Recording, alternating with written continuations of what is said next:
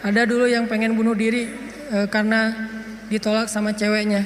Kebetulan di depan rumah ceweknya itu ada truk lagi berhenti. Terus dia balapan, sengaja nabrakin dirinya ke truk yang lagi berhenti, tepat di depan rumah ceweknya. Kenapa? Pengen nunjukin ke ceweknya, aku gak bisa hidup tanpa kamu. Coba. Kenapa bisa kejadian kayak gini? Karena hatinya tidak dikuatkan. Kenapa ada orang yang berkali-kali diputusin, tetap aja datang lagi. Kuat banget tuh hatinya. Berkali-kali diputusin, datang lagi. Bukan datang ke yang lain, datang ke yang sama. Sampai orang yang putusinnya, yang putus asa memutuskan, akhirnya menerima. Nah, di sini berarti bukan soal layak dan tidak, soal siapa yang paling sabar ya. Kan kata Umar bin Khattab, rahasia kemenangan dalam satu pertarungan, ini yang ngomong jawaranya ya, Umar bukan saya.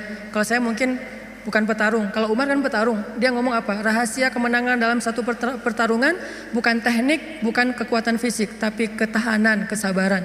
Siapa yang paling sabar, dia yang akan menang. Siapa yang paling sabar sampai ronde 10, maka dialah yang menang. Begitu juga dalam kehidupan, siapa yang paling kuat, dialah yang akan sukses, yang paling sabar.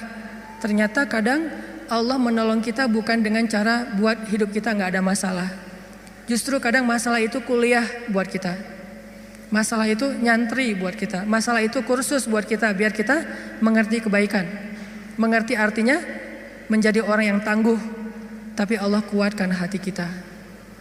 Sehingga kita berbaik sangka. Ihfazillah yahfazka. Jaga Allah, Allah jaga kamu. Berbaik sangka kepada Allah. Misalnya lagi ada musibah, oh kayaknya Allah mau ganti yang lebih baik nih. Kayak gitu. Ada musibah langsung berbaik sangka, Allah mau ganti yang lebih baik. Istri saya tuh salah satunya, dan beliau aktivis mengurus pasien-pasien kanker yang kurang mampu di Bandung. Jadi kita punya namanya rumah teduh, menampung ada sekitar 6 rumah, menampung lebih dari 70 pasien, termasuk ada yang dari Garut, dari Tasik, dari pelosok-pelosok, bahkan ada yang dari Garut bagian selatan yang kemarin sempat kita anterin, udah meninggal pakai ambulan. Dari Bandung ke rumahnya itu 12 jam. Karena pertama udah sampai di jalan raya harus digotong, gak bisa naik mobil ke atas, ke bukit gitu. Gotongnya aja sejam. Kalau pakai motor nggak mungkin kan, bawa tandu kan, pakai motor nggak mungkin ya. Tapi kalau teman-teman anak-anak motor kayaknya bisa nih ngetrik ya, bahwa kalau kita nggak bisa akhirnya ditandu sejam naik ke atas tuh. Nah, kemarin ada kejadian di salah satu rumah teduh untuk nampung pasien-pasien yang kurang mampu bersama keluarga mereka. Ada satu pasien nyamar. Dia pura-pura sakit, terus tinggal di situ sehari. Tiba-tiba malam hari dia hilang, semua HP keluarga pasien diambil, dibawa lari. Mencuri HP pasien kanker kurang mampu, coba kurang apa dosanya tuh? Mencuri HP, nyopet HP orang di mall masih mending, dosa lah ya. Tapi nggak dosa segede itu ya, nggak berlipat-lipat. Ini dosanya apa? Mencopet, mengambil HP keluarga pasien kanker kurang mampu, yang di HP itu satu-satunya alat untuk komunikasi ngurus pengobatannya. Kita nelpon mereka juga di situ, nelpon dokter lewat HP itu, diambil sama dia. Hilang sekitar 5 HP, 5 pasien. Langsung kita coba snapgram di sosial media. Dalam hitungan jam Allah ganti HP yang lebih bagus, jumlahnya 2 kali lipat. Itu juga kita stop, kalau enggak mungkin 10 kali lipat jumlahnya, bisa jualan HP itu. Kita taruh Instastory, kita butuh HP nih, ada 5 pasien kita yang kehilangan HP dalam satu musibah, mudah-mudahan Allah ganti yang lebih baik. Ternyata langsung pada ngejapri, saya ganti. Bukan HP bekas, HP baru yang harganya mungkin lebih mahal berkali-kali lipat dari yang hilang. Dan jumlahnya berkali lipat dari yang hilang. Hilang 5, yang udah terkumpul dalam hitungan 1 jam 10. Itu langsung kita stop, kalau enggak bisa 100 tuh. Lumayan kan, bisa buka lapak lagi tuh. Nah ternyata benar, kalau kita berprasangka baik ke Allah, akhirnya mereka pas dikasih HP yang baru bingung, Pak ini gimana cara memakainya nih? Karena HP yang mereka selama ini kan yang HP hitam putih yang agak gede yang bisa ngelemparin maling ya. Sekarang HP-nya slim, warna, bisa selfie. Mudah-mudahan sih nggak sibuk selfie ya. Nah, alhamdulillah dikasih yang lebih baik. Coba berprasangka aja sama Allah. Dan itu mudah banget bagi Allah. Saya juga pernah hilang HP. Malam-malam mau ada acara tahajud bareng. Bangun tidur karena udah telat bangunnya. Acara tahajud jam 2, saya bangun di rumah jam 2. Kan telat banget tuh berangkat ke tempat masjidnya setengah jam paling cepat. Akhirnya karena panik saya ambil HP, jatuh. Pas jatuhnya itu bagian layarnya langsung pecah, gak bisa lagi dipakai digit. Wah, HP saya hilang. Langsung doa, Allahumma ajurni fi musibati wa akhlif li khairam minha. Ya Allah, beri saya pahala dalam musibah saya, beri saya ganti yang lebih baik darinya. Waktu itu HP saya HP harga 2 juta. Paginya jam 10 pagi Allah ganti dengan Samsung Note 5 yang waktu itu harganya masih 10 juta. Coba langsung cash langsung dikasih sama Allah. Gimana caranya? Allah yang punya cara. Dan kita nggak harus tahu caranya karena ayatnya juga wa yarzuqhu min haitsu la yahtasib. Dari jalan yang Allah yang kalian tuh nggak pernah duga. Prasangka baik sama Allah. Ditolak, oh berarti akan diberikan yang lebih baik dari ini. Ditolak lagi, oh berarti lebih baik lagi. Cari lagi yang lebih baik, ditolak lagi. Makanya nyarinya yang terbaik. Begitu ditolak, Allah berarti akan menggantikan yang lebih baik dari dia. Itu ada cewek, Masya Allah, berhijab, hafal Al-Quran, juz 30. Lancar. Ini kayaknya tipe saya banget nih. Jadi saya gak perlu repot-repot ngajarin Al-Quran ke anak saya. Udah ada mamanya. Ini kayaknya cewek yang setia, keibuan. Kayaknya dia gak senang keluar, lebih senang di rumah. Pas banget dengan tipe kita misalnya. Ternyata pas datang ditolak, maaf saya udah tunangan. Lagi-lagi kayak gitu ya, gak survei dulu sih, langsung datang aja. Karena gak ada surveinya, datang ditolak. Oh mudah-mudahan dikasih yang tadi juz 30, karena ditolak dikasih yang 30 juz. Tapi sekarang masih juz 30 juga bertahap. Pas sudah nikah nanti dia hafal Quran jadi 30 juz. Bisa kayak gitu, bisa banget. Kerjaan, ada satu kerjaan yang kita gak berhasil, satu usaha nih. Lagi mulai usaha kecil, modal 1 juta usaha. Ternyata ada yang gak jujur, kita ketipu, gagal. Jangan langsung berburuk sangka ke Allah, apa maunya lagi Allah nih. Saya kan melakukan usaha ini gara-gara saya meninggalkan riba. Masa saya meninggalkan riba tapi malah makin sulit? Kayaknya Allah gak rela ya, saya mau hijrah. Ya udah deh saya balik lagi, malah saya juga sama Allah. Kayak gitu kan? Berarti kita sudah berburuk sangka kepada diri kita sendiri. Harusnya, oh Allah gak mau ngasih saya rezeki yang receh kayak gini nih. Makanya dibikin ini ada masalah dikit, dikasih rezeki yang lebih besar. Usaha lagi. Dari mana? Kan udah habis modalnya. Bukankah Allah maha kaya? Bukankah Allah alam yajidka yatiman fa'awa? Wa wajadaka dhallan fahada wa wajadaka ailan fa'aghna. Tinggal kita yakin aja dan berbaik sangka kepada Allah. Makin yakin dan makin berbaik sangka, makin Allah nunjukin hal-hal yang ajaib dalam hidup kita. Saya sering cerita, pasti teman-teman mungkin sebagian pernah dengar di YouTube. Gimana saya ngebuktiin kebesaran Allah dengan sedikit mengambil resiko gambling, yaitu berangkat ke luar negeri gak punya modal sama sekali. Gak bawa duit, 1 rupiah pun gak bawa, berangkat ke luar negeri. Terus apa keyakinan saya? Baik sangka kepada Allahnya. Saya cuma berbaik sangka waktu itu Allah di Indonesia sama Allah di Mesir itu sama. Beda gak Allah di Indonesia dengan di Mesir? Sama kan ya? Terus yang ngasih makan kita di Indonesia Allah. Berarti yang ngasih makan kita di Mesir Allah juga. Ya udah, berarti gak ada masalah. Orang yang ngasih makannya sama, kecuali yang ngasih makannya beda. Di Indonesia yang ngasih makan ayah, berarti di Mesir harus cari ayah mertua. Ayah bukan pemberi makan, tetapi ayah yang dengan lewat dialah Allah memberi kita makan. Tapi punya cara yang lain, Allah lah pemberi makan. Akhirnya saya berangkat. Allah di Indonesia dengan Allah di Mesir sama. Apakah Allah akan mengecewakan hambanya yang berbaik sangka? Enggak, ternyata terbukti banget teman-teman. Saya malah merasa sangat diperlakukan dengan istimewa oleh Allah sepanjang perjalanan sampai pulang lagi ke Indonesia. Enggak kelaparan sama sekali. Ikhtiar. Cuman kadang kita ikhtiar habis-habisan, kalau Allah mengatakan tidak ya tetap aja nggak bisa. Ada juga orang yang ikhtiarnya biasa-biasa aja, Allah bilang ya, dapatnya lebih dari apa yang dia ikhtiarkan. Saya jual bakso, jual doang, yang masak teman, karena saya nggak bisa masak. Saya bilang ke teman, lo masakin bakso, nanti biar gua yang jual. Nanti bagi 2, lo 30%, saya 70%. Oh ya boleh, dia masak, terus saya jualan bakso ke warga Indonesia yang ada di Mesir. Plus warga Malaysia, karena Malaysia lebih banyak daripada Indonesia. Indonesia sekitar 3.000, Indonesia sekitar 6.000, Malaysia sekitar 12.000. 2 kali lipat jumlah mahasiswa Malaysia. Jualan. Lagian kalau orang Malaysia mungkin karena nggak terbiasa makan bakso, nggak bisa ngebedain bakso enak dan nggak enak ya. Jadi lebih aman nih. Jangan jual bakso ke orang Bandung, ketahuan banget nggak enaknya. Karena orang Jawa Barat kan banyak jual bakso tuh. Ini nggak kayak bakso di tempat saya. Jual bakso ke mereka. Dan saya ngasih jumlah pentol baksonya tergantung mood. Kalau orangnya kayaknya nyaman nih, enakan nih, kasih banyak. Kalau orangnya nyebelin, kasih aja 2, cukup lah. Datang wajahnya cemberut gitu, mau apa? Beli bakso. Oh ya, 2 kasih aja. Terus temennya, Mas, iya, mau apa? Mau beli bakso? Boleh? Oh boleh. Oh, kasih 10. Akhirnya pas makan berdua ngelihat sebelah, kok beda? Beda amalan. Rugi kah? Nggak rugi, untung juga gede. Bakso, catering, jual dolar keliling.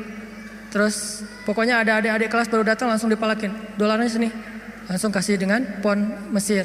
Dolar. Dalam sehari bisa dapat 1.000 dolar, lumayan. Sampai akhirnya setelah saya berangkat ke Mesir, justru nafkah keluarga saya lebih lancar daripada saya di Indonesia. Buktinya apa? Adik-adik itu sekolah saya biayain, kirim dari Mesir. Dari mulai dia SD, SMP, SMA dibiayain. Terus ibu nanya, saya nanya ke ibu, Mak, kan di Aceh, Mak butuh apa di rumah? Kalau abang ada duit lebih, Mak pengen beli kulkas. Karena seumur-umur saya, kita belum pernah punya kulkas sendiri, rumah juga ngontrak. Kalau Ramadan itu ngambil es dari rumah tetangga. Nah ini mau Ramadan nih, pengen punya kulkas sendiri. Oh boleh Mak, berapa aja lah. Yang 5 juta juga gak apa-apa kata Mak. Kemahalan. Akhirnya saya kirim 1,5 juta beli kulkas yang 1 pintu, yang kecil. Bahagia. Mak butuh apa lagi? Ya ini adik-adik baju lebaran belum dibeli, kirim baju lebaran. Mak butuh apa lagi? Ini uang kontrakan bulan ini belum bayar, kirim. Ternyata benar kalau kita berbaik sangka ke Allah sekali, Allah akan ngebalasnya minimal 10 kali. Sampai menikah di sana, punya anak di sana, pulang ke Indonesia. Saya sering gambling dengan cara berbaik sangka kepada Allah. Tapi jangan gambling sesuatu yang Allah gak janjikan ya. Saya berbaik sangka ke Allah, berdiri aja di rel kereta, pasti gak akan ditabrak lah. Allah gak pernah bilang siapa yang berdiri di rel kereta akan aku tolong dan tidak akan ditabrak. Gak ada janji Allah kayak gitu, ada gitu ayatnya. Coba gambling ke yang ada ayatnya. Siapa yang bertakwa pasti akan aku kasih jalan keluar. Siapa yang bersabar pasti aku berikan pertolongan. Siapa yang sholat pasti aku akan membantu dia. Yang Allah udah janjiin, maka gamblinglah dengan hal itu. Ambillah resiko dengan janji-janji itu. Tapi kalau Allah gak ngejanjiin apa-apa, jangan ambil resiko. Karena Allah juga gak punya perjanjian. Siapa yang loncat dari tower pasti akan selamat. Gak ada ayatnya, gak ada hadisnya. Siapa yang minum racun gak apa-apa, karena dia minum racunnya ikhlas. Gak ada minum racun ikhlas. Ini teman-teman, berbaik sangka kepada Allah, maka kita gak bakalan kecewa. Ada masalah apa aja, balikin lagi ke Allah. Oh ini kayaknya Allah pengen ngasih kebaikan. Yang baik-baik aja yang dipikirin tentang Allah. Begitu sekali kita berburuk sangka ke Allah, sekali itu kita telah memberikan kesempatan buat diri kita untuk celaka atau mendapatkan kerugian. Aku tergantung prasangka hambaku kepadaku. Makanya cerita yang paling populer yang kita baca di Al-Quran itu ketika Nabi hijrah ke Madinah. Apakah perjalanan hijrah Nabi mudah? Enggak. Jadi kalau kita ngerasa perjalanan hijrah kita itu enggak mudah, berarti kita juga ngerasain apa yang dirasakan Nabi Muhammad SAW. Bukan kita doang yang susah dalam hijrah, Nabi juga susah, padahal Nabi lebih dekat ke Allah daripada kita. Yang mudah itu siapa? Umar. Itu hijrah yang paling mudah. Sebelum hijrah, posting dulu. Besok mau hijrah, hari ini posting. Captionnya apa? wahai orang-orang Quraisy, ketahuilah bahwa saya besok bakalan hijrah. Siapa yang pengen istrinya jadi janda, anaknya jadi yatim, tunggu saya di balik bukit itu. Langsung share location, bukit yang mana. Umar tuh yang posting dulu, nggak ada yang berani nge-like coba. Sepi aja tuh postingan Umar yang paling sepi itu. Nggak ada yang berani nge-like, nggak ada yang berani komen, diam aja anteng. Besoknya Umar hijrah, ada nggak yang berani nungguin Umar di luar kota? Nggak ada. Yang berani mencegat Umar? Nggak ada. Karena mencegat Umar sama aja dengan bunuh diri. Ada 2 orang yang nggak berani dicegat di Quraisy tuh, Umar sama Hamzah. Sedangkan Rasul dan Abu Bakar orang yang dianggap lemah. Walaupun sebetulnya Nabi kuat, cuman nggak pernah bertarung, nggak pernah mukul orang sehingga nggak ditakuti. Kalau adu kekuatan pasti Nabi itu paling kuat, cuma kan nggak pernah mukulin orang, sehingga dianggap ini mah orang nggak menakutkan. Kalau Umar kan sering mukul orang, bukan sering, hobi itu. Sebelum hijrah, hobi mukul orang. Sama kayak Nabi Musa, hobi noel orang, noel aja mati. Lo apaan sih? Mati. Kan orang Kipti kan ditoel sama Nabi Musa, belum diapa-apain, baru ditakol dikit lah, udah mati. Ini Umar. Paling gampang hijrah itu Umar, sedangkan Nabi sendiri yang lebih soleh daripada Umar susah hijrahnya. Harus sembunyi-sembunyi, harus diam-diam, harus ngambil arah yang berlawanan dari kota Madinah. Kota Madinah ke sebelah sini, Nabi malah perginya ke sebelah sini. Bukan mendekat, malah menjauh dari Madinah. Terus masuk ke dalam sebuah lubang, bukan goa, lubang kecil namanya di atas Jabal Sur, sehingga disebut dengan Gua Sur. Sembunyi berdua sama Abu Bakar di situ nyumput. Ketahuan juga tuh takdir Allah. Kenapa Allah nggak buat orang-orang menjauh biar Abu Bakar dengan Rasulullah itu enak di dalam tempat itu, nggak ada yang ganggu. Sengaja Allah bikin skenarionya kayak gitu. Untuk apa? Untuk tunjukkan bahwa Allah Maha Kuasa. Buat orang yang beriman itu nggak ngaruh. Mau kayak gimana juga sulitnya nggak ngaruh. Yang penting Allah ridho, itu aja yang penting. Yang penting Allah bersama kita. Cuma itu yang penting. Sehingga akhirnya ketika orang-orang berada tepat di mulut gua, itu jarak Nabi sama musuhnya itu cuma hitungan jengkal loh. Setengah lutut mereka, setengah kaki mereka itu udah kelihatan sama Nabi kayak gini nih. Tepat di depan Nabi. Sampai Abu Bakar berbisik ke Rasulullah, "Ya Rasulullah, kalau mereka ngelihat ke bawah, pasti mereka akan menemukan kita. Gimana nih? Abu Bakar yang khawatir. Abu Bakar yang takut. Bukan takut dan khawatir terhadap keselamatan dirinya, tapi khawatir terhadap keselamatan kekasihnya Rasulullah SAW. Saking sayangnya Abu Bakar kepada Rasul. Ya Rasulullah gimana nih? Apa kata Rasulullah? Ya Abu Bakar. Lembut Nabi ngomongnya. Ya Abu Bakar. Ma dhannuka bisnain? Allahu salisuhuma. Ya Abu Bakar, kenapa kamu mikir kita berdua doang? Bukankah Allah yang ketiga? Jadi kalau kita merasa sendiri, kenapa kita berpikir kita sendiri? Bukankah Allah yang kedua? Kalau kita merasa sedikit, kenapa kita berpikir sedikit? Bukankah Allah itu punya banyak pasukan yang diturunkan dalam perang Badar, perang Ahzab dan yang lainnya? Ma dhannuka bisnain? Allahu salisuhuma. Kenapa kamu mikir cuma berdua padahal Allah yang ketiga? La tahzan. Innallaha ma'ana. Jangan khawatir ya Abu Bakar, Allah bersama kita. Setelah Rasulullah ngomong kayak gitu, apa yang terjadi? Apakah musuh kemudian menemukan mereka? Tidak. Gimana cara Allah memalingkan mereka? Allah palingkan hati dan pikiran musuh. Gak kepikiran ngelihat ke bawah, gak pengen juga ngelihat ke bawah. Ini cara Allah nih. Kalau ada berita bahwa di situ ada laba-laba, ada merpati bikin sarang, itu masih kontroversi di antara ulama. Ada ulama mengatakan itu benar, ada ulama mengatakan itu dhaif. Allahu alam. Tapi yang pasti Allah memalingkan mata, pikiran dan hati musuh dari melihat ke arah Rasul dan Abu Bakar. Itulah pertolongan Allah. Bukan ketemu terus tarung, musuh kalah, nggak usah serepot itu. Allah nggak mau juga ngerepotin hambanya. Allah cuma pengen nunjukin kebesarannya aja. Dibuat musuh datang sampai sedekat mungkin, ukurannya cuma beberapa sentimeter, tapi dalam kedekatan yang luar biasa itu Allah tunjukin mereka tidak bisa ngapa-ngapain. Dipalingkan aja wajahnya, ngelihat ke semua sisi dilihat, tapi ke bawah enggak. Kan nggak masuk akal kan? Kenapa bisa kayak gitu? Inilah kebesaran Allah. Padahal harusnya ngelihat ke semua sisi, termasuk lihat ke bawah ada orang nggak di dalam lubang-lubang itu. Nggak kepikiran sama sekali. Apakah satu orang musuh? Ada puluhan musuh. Dan puluhan musuh itu tidak satu orang pun yang berpikir untuk ngelihat ke dalam lubang itu. Satu orang pun gak berpikir. Begitulah cara Allah menolong kita. Allah bisa buat semua hati sayang kepada kita, sehingga Allah angkat derajat kita.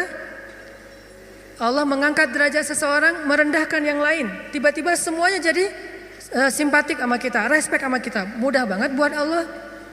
Dan kita melihat itu dalam banyak kejadian dalam kehidupan kita. Ada orang yang tiba-tiba muncul, ada orang yang tiba-tiba tenggelam, dan itu cara Allah.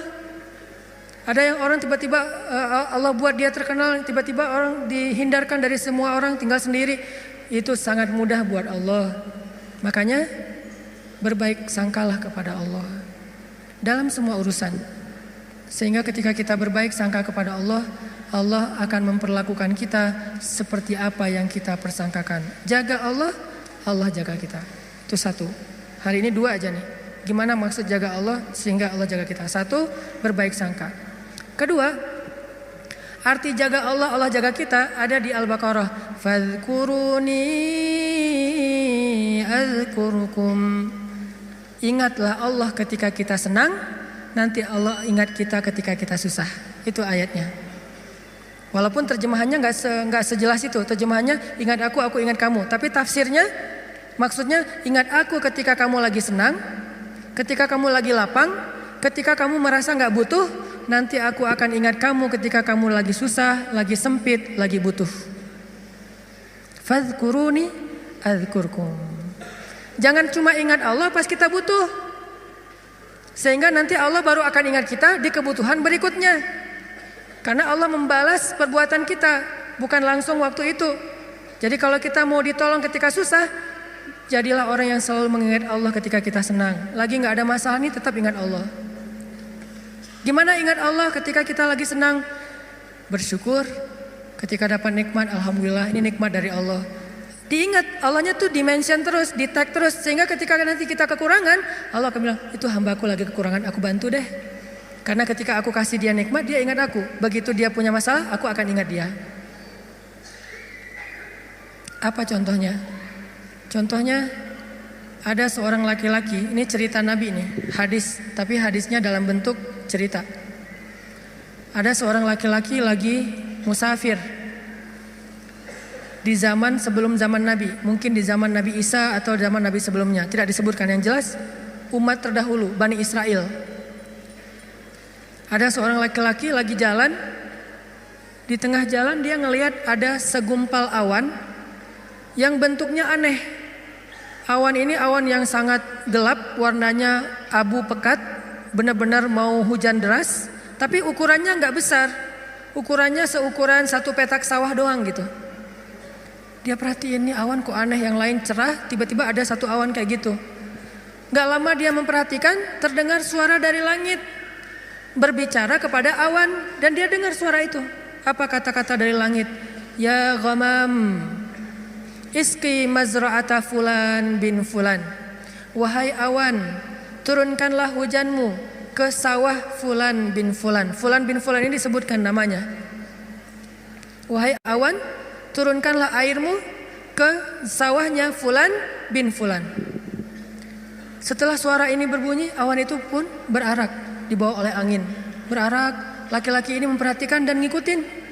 Kan tadi dia penasaran kan, dia kepoin mau kemana nih awan, ikutin tuh awan. Terus setelah sekian lama dia ikutin, awan itu pun berhenti di atas sebuah petak sawah, di antara banyak petak sawah. Jadi ada persawahan, awan itu berhenti di salah satu petak sawah. Tiba-tiba turun hujan lokal. Cuman di petak sawah itu aja, yang lain tetap kering, yang itu basah. Ini di tengah musim kemarau, ada awan yang turun hujannya cuma di satu petak sawah. Diperhatiin, aneh juga nih hujan lokalnya. Sampai akhirnya awannya hilang, hujannya reda. Setelah itu muncul seorang laki-laki dari petani yang datang ke sawah itu berteriak, Allahu Akbar, Allahu Akbar, Alhamdulillah, Alhamdulillah. Kemudian laki-laki musafir ini pun mendekat. Dia tanya, Pak, ini sawah punya siapa? Kata laki-laki itu, punya saya, Alhamdulillah Allah kasih air.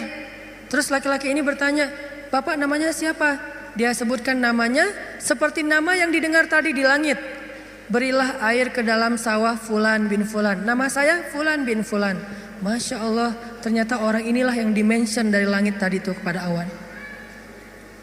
Terus musafir ini bertanya, Pak, dia cerita kejadiannya. Tadi saya ngelihat awan, mendengar suara dari langit, lalu awan itu menurunkan hujan hanya di petak sawah Bapak. Apa yang Bapak lakukan sehingga Allah mengistimewakan Bapak? Kenapa Allah memberikan air hanya ke sawah Bapak sementara yang lain tetap gersang? Apa yang Bapak lakukan? Kata laki-laki ini, kalau saya habis panen, dapat nikmat nih, panen raya. Kalau saya lagi panen, saya selalu membagi harta saya menjadi 3 bagian. 1 bagian saya berikan kepada fakir miskin sebagai bentuk syukur. Ingat Allah berarti.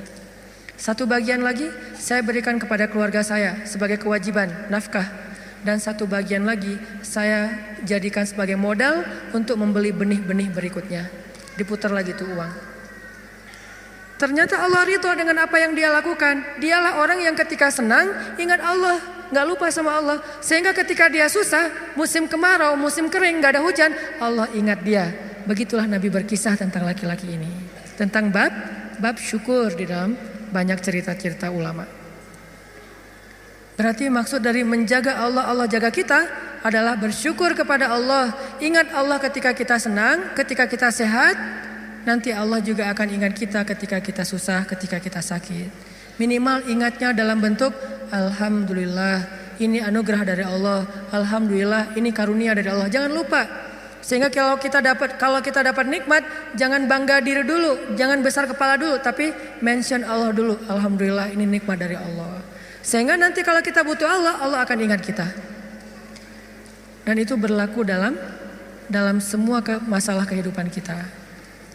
Satu cerita lagi, gimana Allah ingat hambanya yang ketika normal ingat Allah. Cerita yang populer tentang 3 orang yang terkurung di dalam gua. Gimana mereka bisa selamat? Lagi jalan touring, tiba-tiba badai, masuk ke dalam gua berlindung. Karena badai akhirnya terkurunglah di dalam gua. Lagi touring tuh. Bahkan mungkin motornya ketinggalan di luar. Karena tadi pas buru-buru ya masuk ke dalam gua, motornya ditaruh di luar, terus mereka longsor. Gimana 3 orang ini bisa selamat dari kurungan gua? Dengan berdoa, ya Allah, dulu saya kayak gini. 1, berbakti kepada ibu.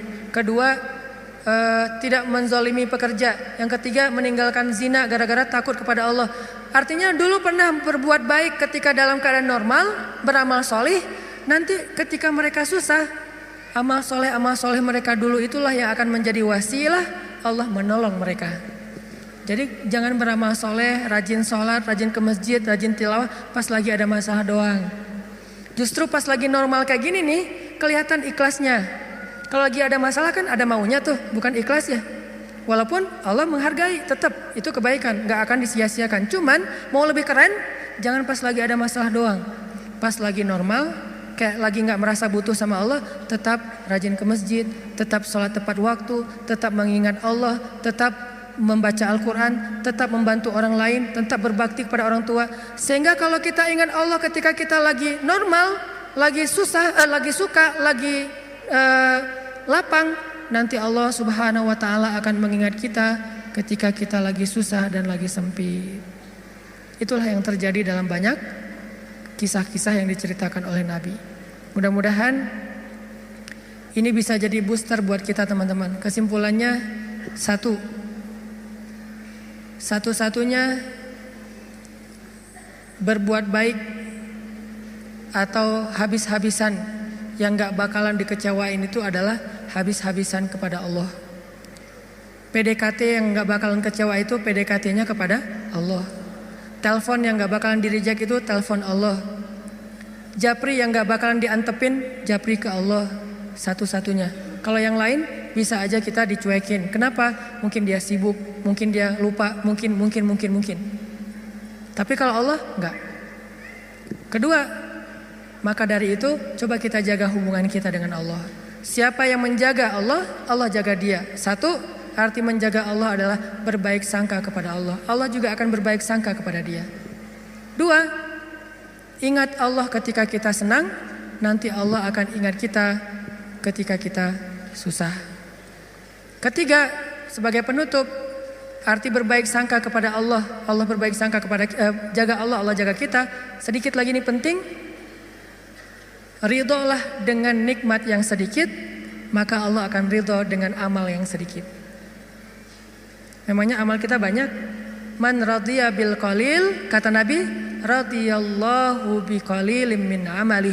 Siapa yang ridho dengan nikmat Allah yang sedikit, menurut dia sedikit, maka nanti Allah juga akan ridho dengan amalnya yang sedikit. Salat kita yang pas-pasan, ibadah kita yang pas-pasan, tilawah kita yang pas-pasan, Allah ridho. Kenapa Allah ridho? Padahal cuma pas-pasan, karena kita juga ridho dengan nikmat Allah di dalam kehidupan kita yang kadang menurut kita sedikit, padahal sesungguhnya banyak. Mudah-mudahan ini jadi penyemangat buat kita untuk terus mendekat kepada Allah Subhanahu Wa Taala. Jangan kecewain Allah, maka Allah gak bakalan ngecewain kita. Kenyataannya sering kita ngecewain Allah, Allah juga belum ngecewain kita. Tapi Allah punya batasan. Kalau kita terus-terusan kayak gitu, nanti akan datang janji Allah membalas suatu keburukan sesuai dengan perbuatan yang buruk itu. Nauzubillahi min dzalik. Barakallahu li wa lakum. Wassalamualaikum warahmatullahi wabarakatuh.